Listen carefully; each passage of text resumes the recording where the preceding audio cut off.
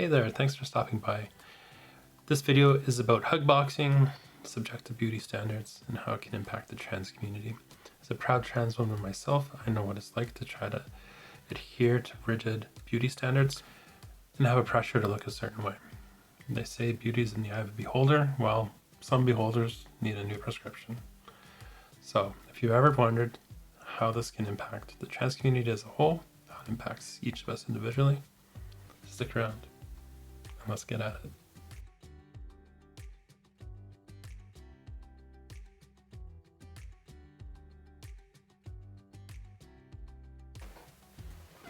Hello, beautiful people. Thank you so much for joining.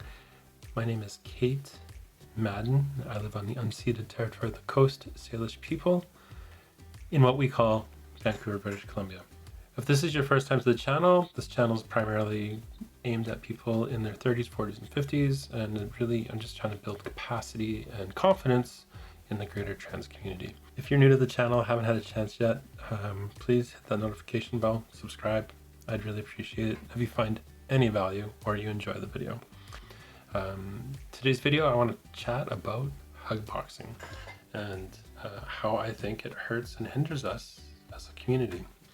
If this is your first time hearing about the word hugboxing, or it's a new term to you, essentially hugboxing is it's where only superficial praise is offered. And oftentimes it's insincere praise. So somebody's appearance might be here, but folks are commenting over here. And so they think they're looking great, when in reality, they got some room to go. It might seem like a kind gesture, but it sets that person up for an unrealistic expectation of what they're going to encounter when dealing with the greater world. I've posted a video a couple years ago about passing culture, how I think it's bullshit. I'm very clear on that. And so for me, seeing hugboxing, it's something that I've always found very problematic. Simply because it reinforces the idea that appearance is the most important thing. And like, I'm not trying to be a cisgender woman. I am a transgender woman. There's nothing I can do or I'm going to do to change that. And if hugboxing is reinforcing the idea that appearance is the most important aspect of transition or being trans, what does that mean for someone who's really experiencing or struggling with dysphoria, facial dysphoria, or any sort of dysphoria? I know it's something that I still experience. I'm not going to say it was early on. It's something I still go through today. And, you know, in fact, hugboxing, because it hinders people from having those open, honest conversations, it hinders the progress we can make towards that sense of trans liberation, where assimilation is not liberation. So I hope this video creates some conversations and maybe even creates some positive change if you're watching it. I'm going to go do my hair and I'll be right back. 5 minutes later. I just moved back to Vancouver. It was about 3 years ago, and I went to a Canucks game. And if you follow me for any length of time, you know that I like the Canucks. And I probably talk about sports, like on the different social media platforms, than I do about trans stuff. So there I was at the game, Senators, Islanders, I don't know what. And there were these guys behind me making trans jokes. And I could hear it. I could hear it building through the game. Right behind me. I'm just trying to watch the game with my brother, you know? And finally it got to the point where I just turned around and I was like, you need to stop right now. And it was terrifying, absolutely terrifying. I didn't know how they would respond.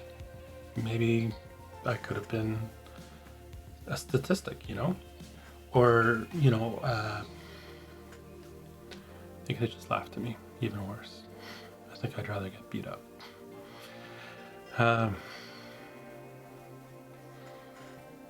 And they stopped. They did stop. And there are a couple of situations like this when I first came to Vancouver, where I had an expectation of one thing based on how I felt I looked, or how I had been received during. At this time, I was posting 2 or 3 times a day on Instagram. So, plenty of comments there about my looks and stuff. And it always hurt. It hurt like a motherfucker. There's really no other way to say that. And the thing I came up with was that, in short, my expectations didn't match reality. And, I'm visibly trans, and I sound like this by choice. And it's something I've had on my mind for some time. And there's this desire, really. Let me rephrase that. There's a need in the trans community and the non-binary community for us to be safe. And our online communities are safe spaces. They need to be. And you know what it's like when it's not, and you're piled on, or you get horrible messages from chasers, whatever it is. We need safe places, with dignity and respect. We need to retreat. This is, we're approaching spring 2023, over 300 pieces of anti-trans legislation in the United States of America, 20 minutes south of where I am right now. And it takes its toll. It takes its toll. You're being constantly rejected and invalidated. Just people staring at you. You're at the bus, you're, waiting in line at the bank, and they're just staring. Maybe they look away, they'll stare back again when they think you're not looking. And I've gotten to a point now where it happens, and I'm no less comfortable with it than I was 5 years ago. I don't tend to confront the person anymore. I probably pushed my luck by the number of people I did confront. But I don't tend to confront them anymore.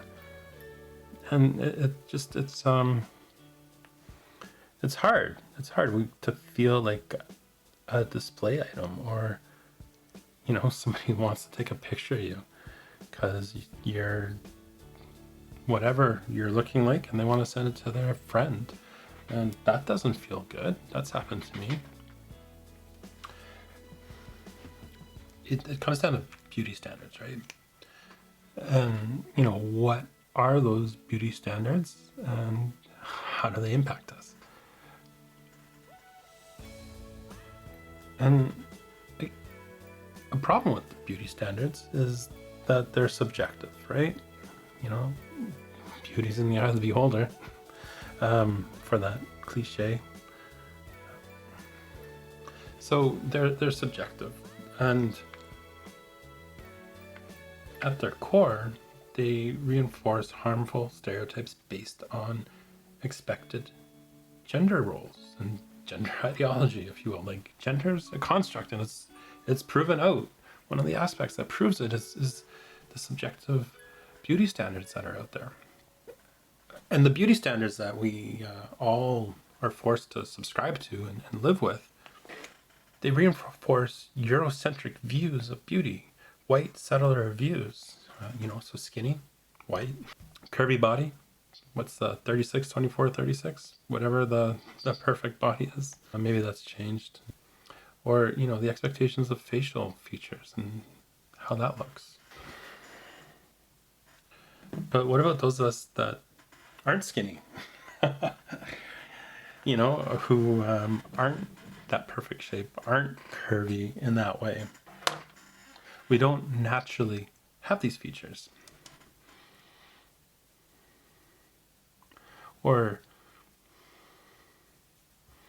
And dysphoria, that inner sense of incongruence between what's in your head and what you're presenting out, I wonder how much that could be alleviated by not having to deal with this.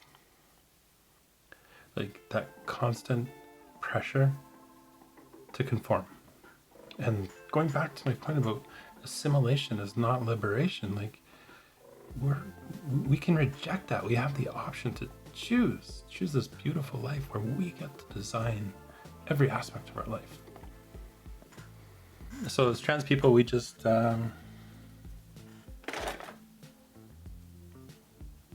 we got to deal. And to be clear, I'm white. Everything I view, everything I talk about is through that white lens. And here in Canada, through that settler lens, and that's inescapable. How I benefit from that, how I'm privileged by that, even as a marginalized individual in the trans community, I still am very privileged. And maybe it's because I've made steps to step away, to take steps away from the privilege, as that middle class, straight presenting, cis presenting male. I can see things maybe a little clearer now than I could a few years ago. And one of those things I've come to realize is how beauty standards reinforce white supremacy, the patriarchy. Because Black, Indigenous, and people of color are excluded from these beauty standards.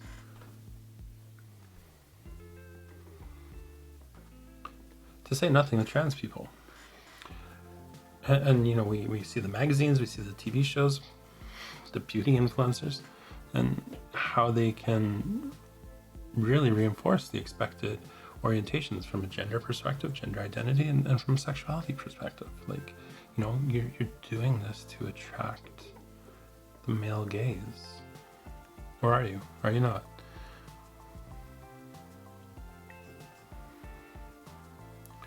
Or are you doing it to not have brother woman be catty with you because you're not putting enough effort in?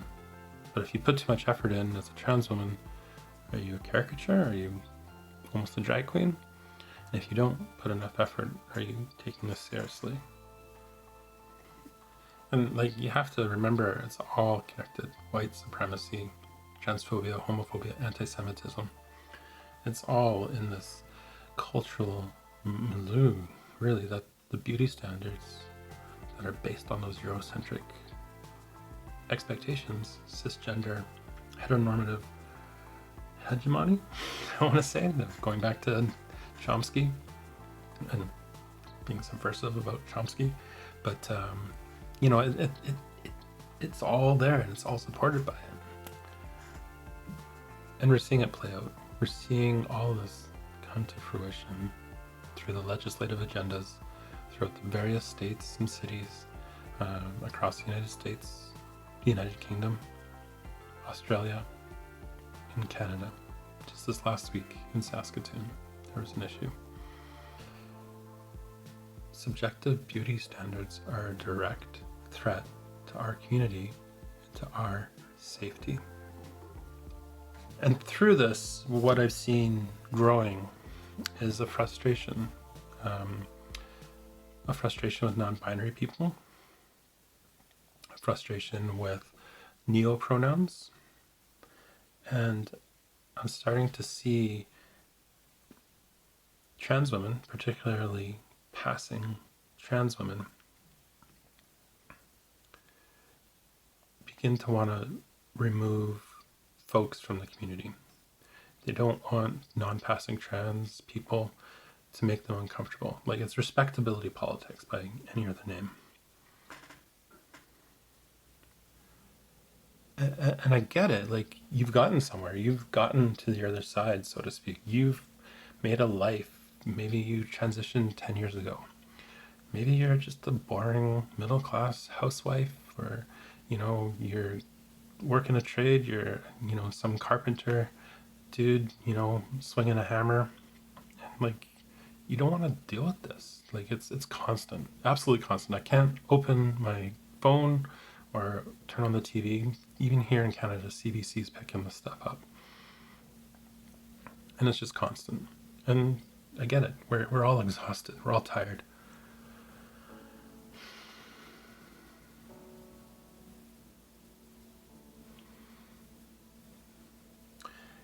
And I see this gatekeeping, this desire to bifurcate the community and just remove these folks, let them fend for themselves, and it's so distressing because we have more in common with each other than with the people who are seeking to oppress us. Like we can't get proximity to privilege confused with actual privilege. And we've all experienced gatekeeping of some sort. You want to get this medication, you don't want it, you need this medication, you need this surgery. You want to change your name. You got to go in front of a judge, or you got to submit this form with this letter notarized by that person. And look at the UK with the gender recognition certificates. Like, the expectations there, like, gatekeeping harms us. And by gatekeeping a trans identity based on those subjective beauty standards that are reinforced by Hugboxing, we're cutting these people off. We're cutting ourselves off. And this gatekeeping is impacting, whether somebody is considered true trans enough, right? Like, I've got dysphoria and you don't, so therefore I am trans and you're not. Or I've got, surgery and you don't, and you're non-operative or you're pre-operative, whatever. Like, that we even have this term is horrible. Because it's all based on division. And, dysphoria, of course, is that discomfort, right? Like, it's that incongruence. And it is a common experience. I'm not trying to discount that or downplay that by any stretch. But there's no one way to be trans. There's no right way to transition. And there are people out there who don't feel dysphoria, and they're still trans. They're still non-binary. We all have different roads and different experiences, and that's just one of the ways to do it. And there seems to be a welcoming in some circles, where, there's a trans person who rejects the neo-pronouns or rejects the alphabet mafia, as they call it, or they want the LGB without the T or without the NB or whatever it is. And, Buck Angel. Like, I've known about Buck Angel for more than 20 years. The first time I encountered Buck was a Rolling Stone article when I was 22, 23, I want to say. And it was when one of the Wachowskis was being outed, essentially. Like, it was this little kind of side piece in one of the pages, and I was mesmerized by it. And of course, there was nothing online at the time, but I found a video of Buck Angel at the time. So, this is a guy who could have been everybody's trampa. Like, could have been a tremendous force for good in the world. And, it kind of feels like he got his, so fuck you. There's only so many seats in the lifeboat, so to speak, and you're not getting in. And all this leads to rejection. Constant rejection, self-rejection, societal rejection, cultural rejection, all of it. It all hurts, and it all builds on top of each other. All because of Hugboxing and subjective beauty standards. And you just gotta love yourself.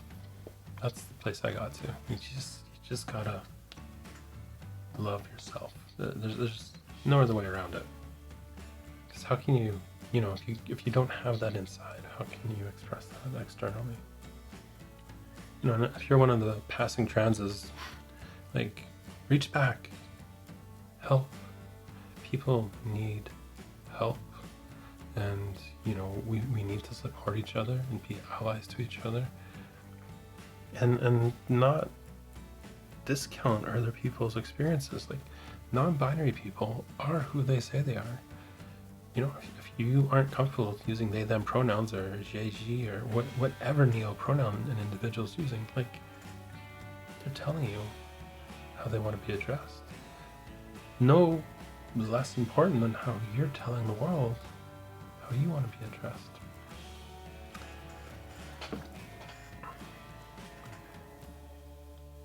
And the overwhelming majority of people I see online are middle-class white trans women.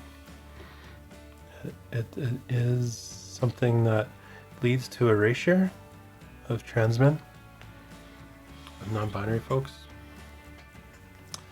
And, you know, we lose sight of the struggle that people who are Black, Indigenous, and people of color are experiencing every single day. And that hegemony, like, I'm pretty sure it means like overwhelming power, overwhelming force or something like that. But like that hegemonic crush of those values, like, they are trying to separate us. They are trying to hurt us. It just keeps coming back to that. It's violence. The state has a monopoly on violence, and this is reflected through all this. And we have more in common. And, you know, those multiple points of intersection, of oppression that we can address and help each other with.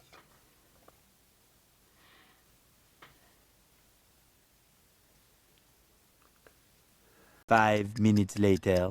Hey there. Now, society has some pretty rigid ideas about beauty standards, and we've covered a lot of them in the last few minutes here.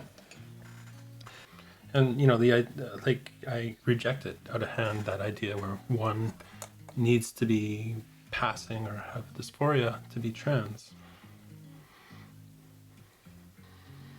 And it's you know, I experience this where there are just some days where I can't pass. Like, there's not even gonna try. There's some days when I do try and I can't. Like, there's something to be said too, like in my reaction in those situations, or our reaction as a community. Like, you know, as one is defining their identity and it's kind of fluid, like it's easy to get upset. Or to get agitated when somebody challenges that, because we don't have a rock, you know, that we haven't experienced that confidence building or what have you over a period of time. And a lot of that comes from the community. You know, what made sense to my transition was medical transition, surgical transition. You know, and I've got videos on here about that, and you can go check it out.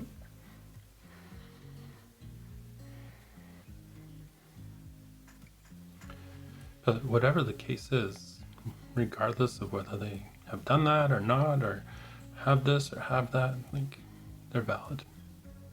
Their gender's valid. Whatever they're telling you they are, that's what they are.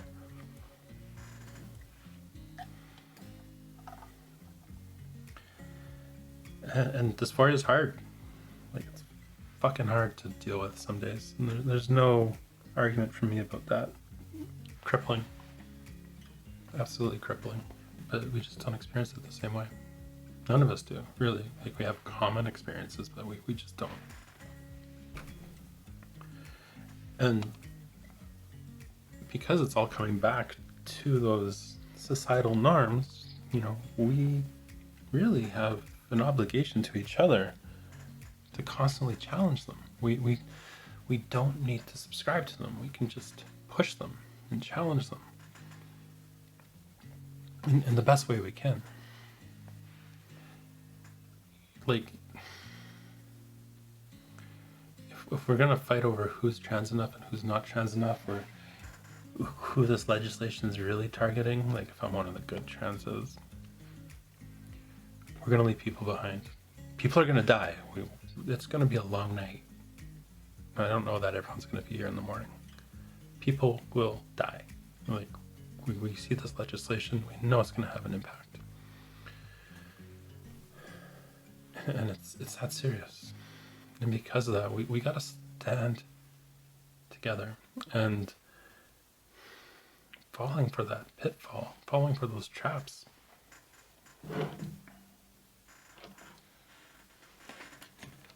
Don't we deserve better? You tell me.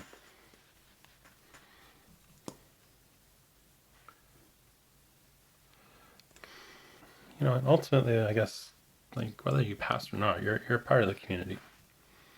Whether you're out of the closet or not, you're a part of the community. Like, we were there, and we see you.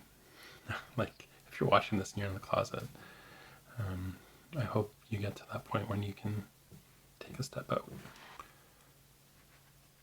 And I guess, you know, as I get to the end of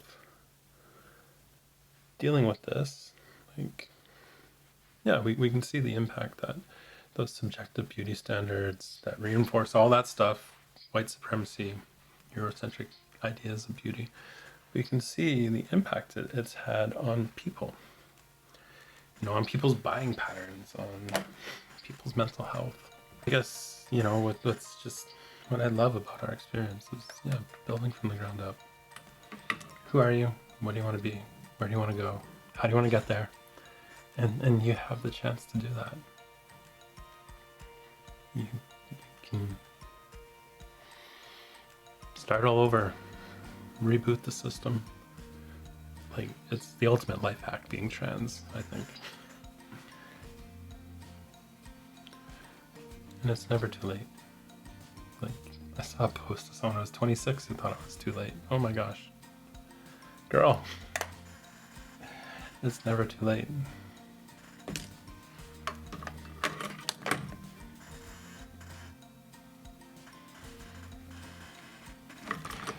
So if you made it this far, thank you so much for listening to my squeaky chair. If you've enjoyed this at all, please don't forget to like, subscribe, share. I do really appreciate it. It does mean a lot.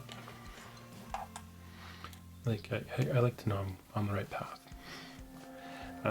You know, how has Hugboxing impacted you in your journey? Has it held you back? I can't talk. I gotta do this. Has it held you down? Or are you just kind of meh? Or maybe you participate in it.